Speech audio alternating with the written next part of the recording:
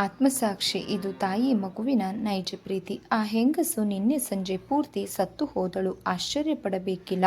ಇವರು 3 ವರ್ಷಗಳ ಹಿಂದೆಯೇ ಒಂದು ದಿನ ಬದುಕಿಯೂ ಸಹ ಸತ್ತು ಹೋದಳು. ಲೋಕದ ಕಣ್ಣಿನಲ್ಲಿ ಅದು ನಿನ್ನೆ ಆಯಿತು. ಈಗ ಬಂದನಲ್ಲ ಆ ಮನುಷ್ಯ, ಆಕೆಯ ಗಂಡ. ಕೊನೆಯ ಕರ್ಮಗಳನ್ನು ಅವನ ಅಣ್ಣ ತಮ್ಮನ ದುಃಖದಲ್ಲಿ ಸಮಭಾಗಿಯಾಗಿದ್ದಾನೆ. ಹೌದು, ಸತ್ತ ಹೆಂಗಸಿಗೆ ಒಬ್ಬನೇ ಮಗ. ಲೋಕದ ಕಣ್ಣಿಗೆ ಚಿಕ್ಕವನೇನೂ ಅಲ್ಲ, ಆದರೆ ತಾಯಿಯ ಕಣ್ಣಿಗೆ ಇನ್ನು ಮಗುವಾಗಿದ್ದವನು. ತಾಯಿಯಿಂದ ದೂರವಿರಲು ದುಃಖಿಸುತ್ತಿದ್ದನು ಅವನು. ಒಳಗಡೆಯ ಕೋಣೆಯಲ್ಲಿದ್ದಾನೆ. ಅಲ್ಲಿ ನೆಲದ ಮೇಲೆ ಕಣ್ಣು ಮುಚ್ಚಿ ಬಿದ್ದಿದ್ದಾನೆ. ಅವನೇ ಅವರುಗಳಿಗೆಲ್ಲ ಸತ್ತ ಹೆಂಗಸಿನ ಬಳಗ. ಅಕ್ಕ, ಅತ್ತಿಗೆ, ಅಣ್ಣ, ಅವರ ಮಕ್ಕಳು ಆ ಹುಡುಗನ ಹತ್ತಿರವೇ ಇದ್ದಾರೆ. ಯಾರು ತುಂಬ ಅತ್ತ ಹಾಗೆ ಏನೂ ಕಾಣ್ತಿಲ್ಲ. ಸತ್ತು 3 ವರ್ಷಗಳಾಗಿರುವಾಗ ಎಷ್ಟು ಅಳಲು ಸಾಧ್ಯ? ಇಲ್ಲ, ಇವರು ಯಾರೂ ಕರ್ಮಭೂಮಿಗೆ ಹೋಗಲಿಲ್ಲ. ಒಳಗಿನ ಕೋಣೆಗೆ ಬಂದು ಬಿದ್ದಿದ್ದ ಹುಡುಗನ ಬಳಿ ಕ್ಷಣಕಾಲ ನಿಂತು ಒರಟಾದ ಧ್ವನಿಯಲ್ಲಿ ಕೇಳಿದ, ಸಾಕು, ಇನ್ನು ಎದ್ದೇಳು. ಆತನಿಗೆ ವಿಪರೀತ ಕೋಪ, ಅಸಮಾಧಾನ ಮಗನ ಮೇಲೆ. ತನ್ನ ತಾಯಿಯ ದೇಹಕ್ಕೆ ಬೆಂಕಿ ಕೊಡಲು ನಿರಾಕರಿಸಿದ್ದ ಆ ಹುಡುಗ ತನ್ನ ಸರ್ವಸ್ವವಾಗಿದ್ದ ಆ ದೇಹ ಪ್ರಾಣ ಹೋದ ಮೇಲೂ ಅವನಿಗೆ ಅತ್ಯಂತ ಪ್ರಿಯವಾಗಿತ್ತು. ಹುಡುಗನ ತಂದೆ, ಅವನ ಬಳಗದವರು ಎಷ್ಟೋ ತಿಳುವಳಿಕೆ ಹೇಳಿದರು. ಆದರೆ ಮಗನ ಕರ್ತವ್ಯವನ್ನು ಬೋಧಿಸಿದರೂ ಆ ಹುಡುಗ ಅಲ್ಲಾಡಲಿಲ್ಲ. ಅಮ್ಮನ ಸುಡಬೇಕೆಂಬ ಯೋಚನೆಯೇ ಅತ್ಯಂತ ಕಠೋರವಾಗಿತ್ತು.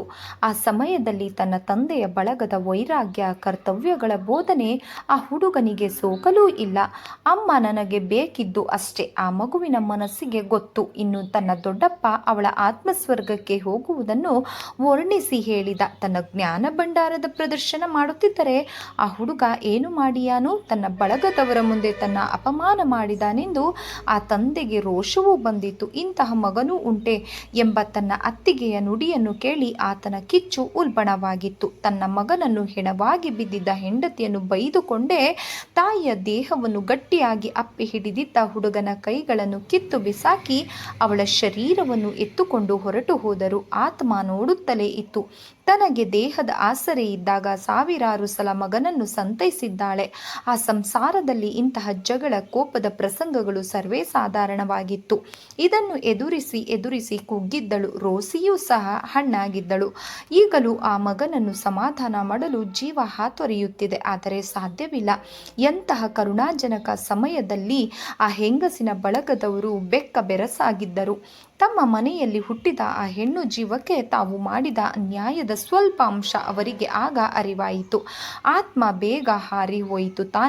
ತಾನೇನು ಮಾಡಲು ಸಾಧ್ಯವಿಲ್ಲವಾದರೂ ತನ್ನ ಮಗನ ಸುತ್ತ ಇರುವ ತನ್ನ ಜನ ಸ್ವಲ್ಪ ಕಾಲವಾದರೂ ಆತನನ್ನು ನೋಡಿಕೊಳ್ಳುತ್ತಾರೆ. ಕರ್ಮ ಭೂಮಿಯಲ್ಲಿ ನಡೆಯುವುದನ್ನು ನೋಡಲು ಅಲ್ಲಿಗೆ ಹಾರಿತು. ತನ್ನ ಗಂಡ ಧಾರಾಳವಾಗಿ ಖರ್ಚು ಮಾಡುತ್ತಿದ್ದಾನೆ. ತಾನಿನ್ನು ಬದುಕಿದ್ದಾಗ ರೋಗದಿಂದ ನರಳುತ್ತಿದ್ದರೂ ಸಹ ತನಗಾಗಿ ಹಣವನ್ನು ಖರ್ಚು ಮಾಡಲು ಬೇಸರ ಪಡುತ್ತಿದ್ದ ಆತ ಈಗ ಎಲ್ಲ ಆ ಬ್ರಾಹ್ಮಣರಿಗೆ ತುಂಬ ಧಾರಾಳವಾಗಿ ದುಡ್ಡು ಕೊಡುತ್ತಿದ್ದಾನೆ. ಅವರೆಲ್ಲ ಆತನ ಕೊಡುಗೆಯನ್ನು ಮೆಚ್ಚಿ ಹೊಗಳುತ್ತಿದ್ದಾರೆ. ಗಂಡನ ಮುಖ ಪೂರ್ತಿ ಕಾಣುವ ಹಾಗೆ ನಿಂತು ಸೂಕ್ಷ್ಮವಾಗಿ ಪರೀಕ್ಷಿಸಿತು.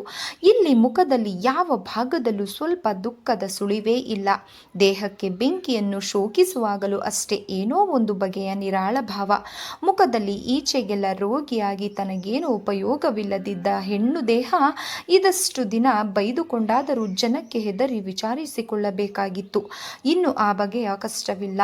ಮಗನದ್ದೇನು ಇಷ್ಟವಿದ್ದರೆ ವಿಧೇಯನಾಗಿ ಇದ್ದುಕೊಳ್ಳಲಿ, ಇಲ್ಲದಿದ್ದರೆ ಹೋಗು ಎಂದರೂ ಆಯಿತು. ಇನ್ನು ನನ್ನ ಮನೆಯಲ್ಲಿ ನನ್ನ ಜನ, ನನ್ನ ಬಳಗ, ನನ್ನ ಆಪ್ತರು. ಇದು ನಿಜವಾದ ಸಂಸಾರ. ತಾನು ಧಮ್ಮನೆ ಧಗಧಗನೆ ಉರಿಯುತ್ತಿದ್ದಾಗ ತನ್ನ ಗಂಡನಾಗಿದ್ದವನ ಮನದಲ್ಲಿ ನಡೆಯುತ್ತಿದ್ದ ಈ ವಿಚಾರ ಮಂಥನ ಸ್ಪಷ್ಟವಾಗಿ ಕಾಣಿಸಿತು. ಎಲ್ಲವೂ ಮುಗಿದ ಮೇಲೆ ಜೀವವು ಅವರ ಜೊತೆಯೇ ಬಂತು. ಮನೆಯಲ್ಲಿ ಆ ಹುಡುಗನ ಬಟ್ಟೆ ಬರೆಗಳನ್ನು ಕಟ್ಟಿಕೊಳ್ಳುತ್ತಿದ್ದರು.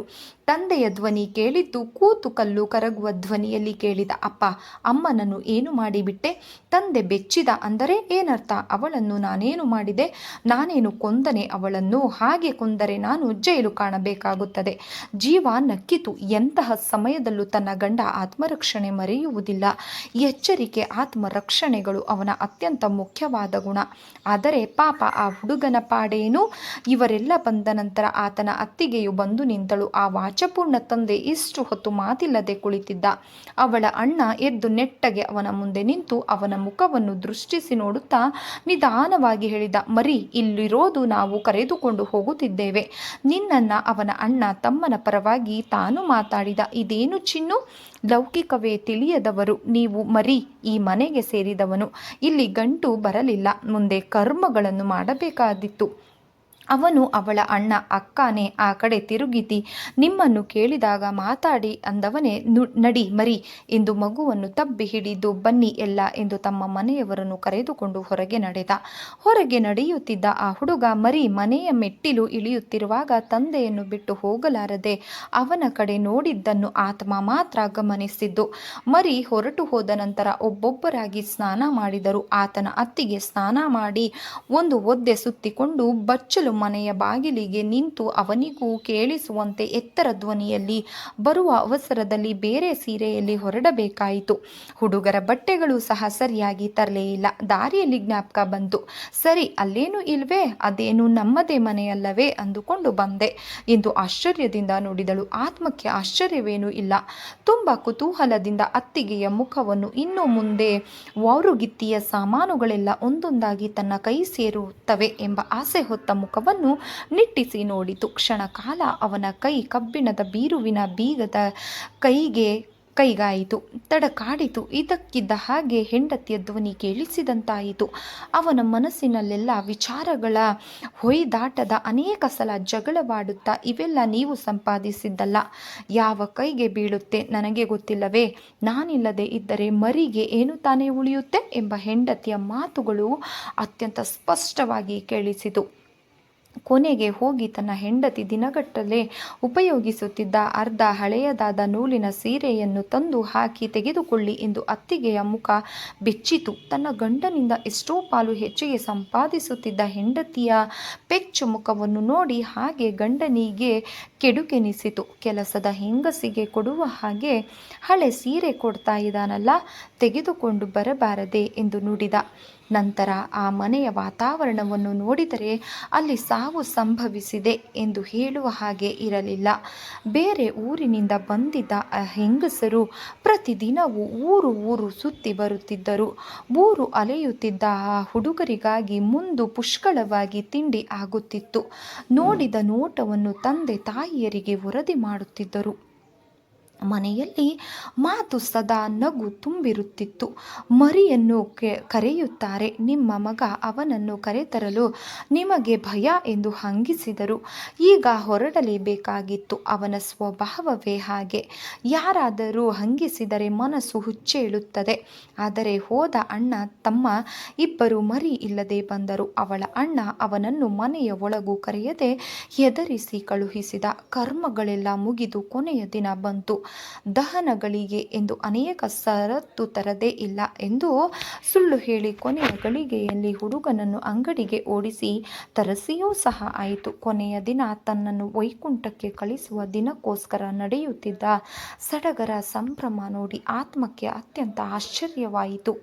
ಅದಕ್ಕಾಗಿಯೇ ಇಂದು ಮೊದಲನೇ ಅರಸಿನಲ್ಲಿ ಮದುವೆಯಾದ ಮಗಳನ್ನು ಕರೆಸಿದ್ದರು. ಪರಿಸ್ಥಿತಿಯನ್ನು ಕ್ಷಣ ಮಾತ್ರದಲ್ಲಿ ಅರ್ಥ ಮಾಡಿಕೊಂಡ ಅವಳು ಆತನ ಹಿಂದೆ ಮುಂದೆ ತಿರುಗಾಡಲು ಆರಂಭಿಸಿದಳು. ನಿಮಿಷಕ್ಕೊಂದು ಸಲ ಚಿಕ್ಕಪ್ಪ ಎನ್ನುತ್ತಾ ಅವನಿಗೆ ಎಲ್ಲ ಉಪಚಾರಗಳನ್ನು ಮಾಡಿದಳು. ಮೊದಲಿನಿಂದಲೂ ಅವನಿಗೆ ಅಣ್ಣನ ಆ ಮಗಳ ಮೇಲೆ ಪ್ರೀತಿ ಹೆಚ್ಚು. ಆ ಹುಡುಗಿಗೆ ಮೊದಲಿನಿಂದಲೂ ಚಿಕ್ಕಮ್ಮನ ಸೀರೆ ಒಡವೆಗಳ ಮೇಲೆ ಕಣ್ಣು. ತನ್ನ ತಾಯಿಗಾಗಿ ಬಳಗದ ಯಾವುದೇ ಹೆಂಗಸಿಗಾಗಿ ಅಷ್ಟು ಒಡವೆಗಳು ಇದ್ದದ್ದು ನೋಡಿಯೇ ಇರಲಿಲ್ಲ.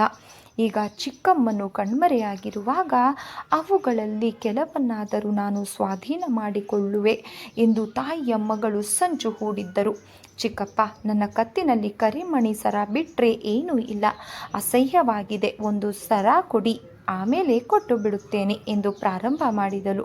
ಪೀಡಿಸಿದಳು. ಸಾಧ್ಯವಿಲ್ಲಮ್ಮ, ನಿಮ್ಮ ಚಿಕ್ಕಮ್ಮನ ಒಡವೆ, ಹಾಗೆಲ್ಲ ಎಲ್ಲರಿಗೂ ಕೊಡಲಾಗುತ್ತದೆಯೇ ಎಂದು ಬಿಟ್ಟ. ಕೇಳಿ ಅಣ್ಣ, ಅತ್ತಿಗೆ ಎಂದರು. ಏನಯ್ಯ, ನಮ್ಮ ಮಗಳು ನಿಮಗೂ ಮಗಳಲ್ಲವೇ? ಚಿಕ್ಕಮ್ಮನ ಒಡವೆ ಹಾಕಿಕೊಳ್ಳಲು ಅವಳಿಗೆ ಹಕ್ಕಿಲ್ಲವೇನೋ? ನಿನಗೇನು ಬೇರೆ ಹೆಣ್ಣು ಮಕ್ಕಳು ಇದ್ದಾರೆಯೇ ಎಂದ ಅಣ್ಣ. ನಾಳೆ ಬರುವ ಸೊಸೆಗಾಗಿ ಇಡ್ತಾರೆ ಅಂತೆ ಕಾಣುತ್ತೆ ಎಂದು ವ್ಯಂಗ್ಯವಾಗಿ ಹಂಗಿಸಿದರು. ಅತ್ತಿಗೆ ಕೇಳಿ ಬೆಚ್ಚಿದ ಆತ ಹೌದು, ಇದೇ ಮಾತನ್ನು ಹೆಂಡತಿಯ ಬಾಯಲ್ಲಿ ನೂರಾರು ಸಲ ಕೇಳಿದ್ದ. ಆಟ ಮರಿ ಇನ್ನೂ 7-8 ವರ್ಷದ ಹುಡುಗ ಆಗಿದ್ದಾಗಲೇ ಹೆಂಡತಿಯ ಕನಸು ಅದೇ ಆಗಿತ್ತು. ಮರಿ, ಆತನ ಹೆಂಡತಿ, ತನ್ನ ಸೊಸೆ, ಆ ಹುಡುಗಿ ಅವರ ಮಕ್ಕಳಂತೆ. ತನ್ನ ಮೊಮ್ಮಕ್ಕಳು, ತನ್ನ ಮನೆಯ ನಂದಾದೀಪಗಳು. ಮಗ ಅತ್ತಲಾಗಿ ಹೋದ, ಸೊಸೆ ಬೇರೆ ಕೇಡು ಎಂದು ಗುಡುಗಿದ ಹುಡುಗಿಯ ಅಣ್ಣನ ಮಾತು ಅವನಿಗೆ ಕೇಳಿಸಲೇ ಇಲ್ಲ. ಅಣ್ಣನ ಮಗಳಿಗೆ ಎಲ್ಲವೂ ಮುಗಿಯಿತು. ಆ ಖರ್ಚಿಗೆ ಮಿತಿಯೇ ಇಲ್ಲ. ಆ ಮನೆಯ ಅಕ್ಕಪಕ್ಕದಲ್ಲಿ ಆತ್ಮಕ್ಕೆ ಇವರುಗಳ ಹುಚ್ಚನ್ನು ನೋಡಿ ಮರುಕ. ತನಗೆ ಇಷ್ಟು ಬೇಗ ಬಿಡುಗಡೆ ಎಲ್ಲಿದೆ? ತನ್ನ ಮಗ ಎಚ್ಚರವಾಗಿರುವಾಗ ಎಲ್ಲರೊಡನೆ ಮಾತುಕತೆ ಆಡಿಕೊಂಡಿದ್ದರೂ ಯಾರೂ ಇಲ್ಲದಾಗ ಬೇಗ ಕಣ್ಣೊರೆಸಿಕೊಳ್ಳುತ್ತಾನೆ. ರಾತ್ರಿ ನಿದ್ದೆಯಲ್ಲೂ ಸಹ ಹೊರಳಾಡುತ್ತಾನೆ, ಅಳುತ್ತಾನೆ. ಬಹಳ ಸಲ ಅಮ್ಮ, ಒಂದೊಂದು ಸಲ ಅಪ್ಪ ಎಂದು ಕನವರಿಸುತ್ತಾನೆ. ಬೇರೆಯವರು ಅವನ ದುಃಖದ ಹಾಳಾಗುತ್ತಾರೆ, ಅಸಹಾಯಕರಾಗಿ ಸುಮ್ಮನೆ ಇದ್ದಾರೆ. ತಾವು ಮರೆಯಲ್ಲಿ ಸಂಕಟ ಪಡುತ್ತಾರೆ. ಮರಿಗೆ ಅಮ್ಮ ಇನ್ನೊಬ್ಬರು ಹಾಗಿಲ್ಲ. ಆದರೆ ಬದುಕಿರುವ ಅಪ್ಪನು ಹಾಗಾದರೆ ಅವರ ಗತಿ ಏನು? ಆತ್ಮಕ್ಕೆ ಗೊತ್ತು. ಇದು ಬದುಕಿರುವ ಯಾರಿಂದಲೂ ಸರಿ ಮಾಡಲು ಸಾಧ್ಯವಾಗದ ಸಮಸ್ಯೆ. ಪ್ರಯತ್ನ ಪಡಬೇಕು. ಮಗನದೇನು ಕಷ್ಟವಿಲ್ಲ. ಅವನಿಗೆ ತಂದೆಯನ್ನು ಕಂಡರೆ ಪ್ರೀತಿ. ಆದರೆ ಈ ತಂದೆ, ಆತ ಮಲಗಿದ್ದ ಕಡೆ ಆತ್ಮ ಹಾರಾಡಿತು. ಮೊನ್ನೆಯ ಪ್ರಕರಣವಾದ ಮೇಲೆ ಸೀರೆ ಸರ ಯಾವುದು ಹೊರಗೆ ಬಾರದಿದ್ದ ಮೇಲೆ ಎಂತಹವರು ಅವನನ್ನು ಉದಾಸೀನ ಮಾಡಿದ್ದಾರೆ. ತನ್ನ ಮನೆಯಲ್ಲಿ ಹೆಂಡತಿ ಮಗ ಇದ್ದಾಗ ತನ್ನ ಬಳಗದ ಕಡೆ ಮನಸ್ಸು ಸೆಳೆಯುತ್ತಿತ್ತು. ಹಾಗೆ ಈಗ ಎಳೆಯುತ್ತಿಲ್ಲ. ಅಣ್ಣ ಅತ್ತಿಗೆಯರು ತಾವೇ ಆ ಮನೆಯ ಯಜಮಾನರು. ಆ ಮನೆ ನಮ್ಮದು ಎನ್ನುವ ಹಾಗೆ ನಡೆದುಕೊಳ್ಳುತ್ತಿದ್ದಾರೆ. ತಮ್ಮ ಮಕ್ಕಳಿಗೆ, ತವರು ಮನೆಯವರಿಗೆ ಸೂರೆ ಮಾಡುತ್ತಿದ್ದಾರೆ. ನಿದ್ರೆಯಲ್ಲಿ ನರಳುತ್ತಿರುವ ಆತ್ಮಕ್ಕೆ ಸ್ಪಷ್ಟವಾಗಿ ಕೇಳಿಸಿತು. ಮರಿ ಎಂದು ಮೆಲ್ಲಗೆ ಹೇಳಿಕೊಂಡದ್ದು ಕೇಳಿಸಿತು. ಆತನ ಮುಖ ಕಂಗೆಟ್ಟು ಹೋಯಿತು. ಮಾರನೆಯ ದಿನ ಮಧ್ಯಾಹ್ನ 3 ಗಂಟೆಯ ಸಮಯದಲ್ಲಿ ತಿಂಡಿ ಕಾಫಿಯ ಸಂಭ್ರಮದಲ್ಲಿ ಎಲ್ಲರೂ ಇದ್ದಾಗ ಮನೆಯ ಮುಂದೆ ಒಂದು ರಿಕ್ಷಾ ನಿಂತಿತ್ತು. ಯಾರ ಮಾತುಕತೆಯಲ್ಲೂ ಬೆರೆಯದೆ ಮಲಗಿದ್ದ ಅವನಿಗೆ ಎತ್ತು ಹೋಗಿ ನೋಡಲು ಇಷ್ಟವಿಲ್ಲ. ಯಾರೋ ಸರ್ರನೆ ಕೋಣೆಯೊಳಗೆ ಬಂದ ಹಾಗೆ ನೋಡಿದರೆ ಮರಿ ಅವನ ಕೈಲಿ ಒಂದು ಚೀಲ. ತಕ್ಷಣ ಎದ್ದು ಕುಳಿತು ಬಾಚಿ ತಬ್ಬಿಕೊಂಡ. ಬಿಕ್ಕಳುವುದಕ್ಕೆ ಶುರುವಾಗಬೇಕಿದ್ದು ಸುಮ್ಮನೆ ಕೇಳಿಸಿಕೊಂಡ. ಸರಿ ಸರಿ ಎಂದು ತಲೆ ತೂಗುತ್ತಾ ಮೇಲೆ ಎದ್ದು ಕೋಣೆಯ ಬಾಗಿಲಿನಲ್ಲಿ ನಿಂತು ನೋಡುತ್ತಿದ್ದ. ತನ್ನ ಬಳಗದವರ ಮುಖದ ಮೇಲೆ ದಡಾರನೆ ಬಾಗಿಲು ರಾರಾಜಿಸಿ ಚಿಲುಕ ಹಾಕಿದ. ಸುಮಾರು 1/4 ಗಂಟೆಯಾದ ಮೇಲೆ ಬಾಗಿಲು ತೆಗೆದರು. ಮರಿ ಬಿರುಗಾಳಿಯಂತೆ ಮನೆಯಲ್ಲೆಲ್ಲ ಓಡಾಡಿ ಅಳುವಿನ ಮೇಲೆ ಒಣಗಲು ಹಾಕಿದ್ದ ತನ್ನ ತಾಯಿ ಉಡುತ್ತಿದ್ದ ಸೀರೆಯನ್ನು ಕಂಡು ಇದು ನಮ್ಮಮ್ಮನದು ಎಂದು ಎಳೆದುಕೊಂಡು ಕೋಣೆಗೆ ತಂದು ತಿಳಿದುಕೊಂಡು ಹೋದ. ಅದನ್ನು ತಾನು ನೋಡುತ್ತಿದ್ದೇನೆ, ಅಂಗಡಿಯಲ್ಲಿ ಸಿಗುತ್ತೆ ಎಂದು ಹೇಳಿ ಮರಿ ಕೋಣೆ ಒಳಗೆ ಹೊರಟು ಹೋದ. ಮರೆಯ ತಂದೆ ದೊಡ್ಡದೊಂದು ಬೀಗವನ್ನು ಉಗ್ರಾಣಕ್ಕೆ ಹಾಕಿದ. ಇವರಿಬ್ಬರು ಹೀಗೆ ಸುತ್ತಾಡುತ್ತಿದ್ದರೆ ಅವರ ಹಿಂದೆ ಆತ್ಮ ಸಂಭ್ರಮವಾಗಿ ಕುಣಿಯುತ್ತಿತ್ತು. ಉಗ್ರಾಣಕ್ಕಾಗಿ ಗತಿ ನೋಡಿ ಅವನನ್ನು ಏನಿದರರ್ಥ ಎಂದು ಕೂಗಾಡಿದ. ಉತ್ತರವೇ ಕೊಡದ ಆತ ಅಡುಗೆ ಮನೆಗೆ ಹೋಗಿ ಹೆಚ್ಚಿಗೆ ಪಾತ್ರೆಗಳನ್ನೆಲ್ಲ ಕೋಣೆಗೆ ಸಾಗಿಸಿದ. ಕೋಣೆಗಳಿಗೆ ಅಡುಗೆ ಮನೆ, ಬಚ್ಚಲು ಮನೆ, ಒಂದು ಕೋಣೆ ಮಾತ್ರ ಉಳಿಸಿದ್ದರು. ನಾನು ಮರಿ ಇರುವ ಕಡೆ ಹೋಗುತ್ತೇನೆ, ನೀವು ಆದಷ್ಟು ಬೇಗ ಈ ಮನೆ ಖಾಲಿ ಮಾಡಿ ಪಕ್ಕದ ಮನೆಯವರಿಗೆ ಕೊಟ್ಟು ಬೀಗದ ಕೀ ಹೋಗಬೇಕು. ಸ್ವಲ್ಪ ತಡೆದು ಹೇಳಿದ. ಏನಾದರೂ ಮಾಡಲು ಹೋಗಿ ಕಷ್ಟಕ್ಕೆ ಬೀಳಬೇಡಿ, ಆಗಲೇ ಎಚ್ಚರಿಸಿದ್ದೇನೆ. ಅವರ ಹೆಂಡತಿ ಸಿದ್ಧವಾಗಿ ಹೊರಗೆ ಬಂದು ನಿಂತಿದ್ದರು. ಆತ ಮರೆಯನ್ನು ಒಪ್ಪಿಕೊಂಡರು.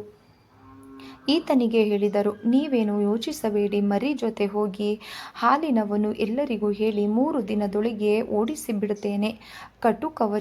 ಕಟುಕ ಜನ ಎಂದರು. ಹೆಂಡತಿ ಕಣ್ಣೊರೆಸಿಕೊಳ್ಳುತ್ತಾ, ಒಳ್ಳೆ ಮಹಾತಾಯಿ ಇದ್ದ ಮನೆ, ಒಳ್ಳೆ ಹೆಗ್ಗಣಗಳ ಹಾಗೆ ಸೇರಿಕೊಂಡರು ಎಂದು ಗಟ್ಟಿಯಾಗಿ ಹೇಳಿದಳು.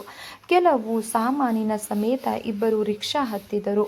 ಈಗ ತಂದೆಯೇ ಚಿಕ್ಕವನಿಗಾಗಿ ಕಣ್ಣೀರು ಹಾಕುತ್ತಿದ್ದ ಮಗ ತನ್ನ ಕೈಯಿಂದ ತಂದೆಯ ಹೆಗಲನ್ನು ತಪ್ಪಿಕೊಂಡು ನಾವಿಬ್ಬರು ಜೊತೆಯಾಗಿರೋಣ ಅಪ್ಪ, ಅಳಬೇಡ, ನಿನ್ನ ನಾನು ನೋಡಿಕೊಳ್ಳುತ್ತೇನೆ ಅಂತ ಸಮಾಧಾನ ಮಾಡುತ್ತಿದ್ದ.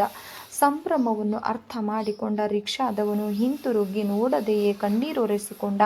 ರಿಕ್ಷಾದ ಅಡ್ಡ ಗಂಭೀರದ ಮೇಲೆ ಕುಳಿತು ಆತ್ಮ ಇಬ್ಬರನ್ನು ಮನದಣಿದು ನೋಡಿತು. ಅತಿವೃಷ್ಟಿ ಆ ಆತ್ಮಕ್ಕೆ ಸಿಕ್ಕಿತು.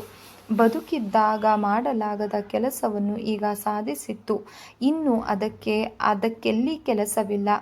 ಆತ್ಮ ತನ್ನ ಜಾಡು ಹಿಡಿದು ಹೊರಟು ಹೋಯಿತು. ಮರಿ ಮತ್ತು ಆತನ ತಂದೆ ಬಹಳ ಸಂತೋಷವಾಗಿ ತನ್ನ ಜೀವನವನ್ನು ನಡೆಸುತ್ತಿದ್ದರು. ಇದು ಈ ಒಂದು ಕಥೆಯ ಸಾರಾಂಶ. ಹೌದಲ್ವಾ ಸ್ನೇಹಿತರೆ? ಯಾರೇ ಆಗಿರಲಿ, ಬದುಕಿದ್ದಾಗ ಪ್ರತಿಯೊಬ್ಬರ ಬೆಲೆಯೂ ನಮಗೆ ಗೊತ್ತಾಗೋದಿಲ್ಲ.